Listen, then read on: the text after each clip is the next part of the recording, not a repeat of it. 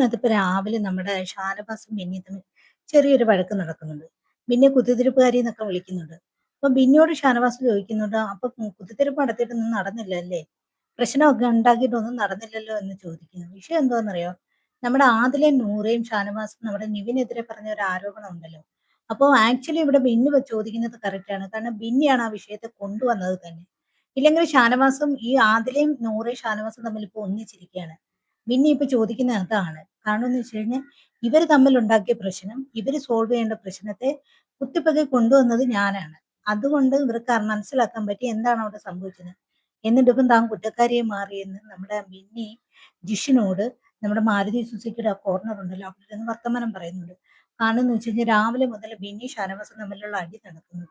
ബിന്നി ചോദിക്കുന്നത് കറക്റ്റ് ആണ് സത്യത്തില്. ബിന്നി പറയുന്ന ഒരു കാര്യമുണ്ട്. പുറത്ത് ചെന്ന് ഈ വീഡിയോകളെല്ലാം കണ്ടെങ്കിൽ മാത്രമേ സത്യമായ കാര്യങ്ങൾ എന്തുവാണെന്ന് അറിയാൻ പറ്റൂ.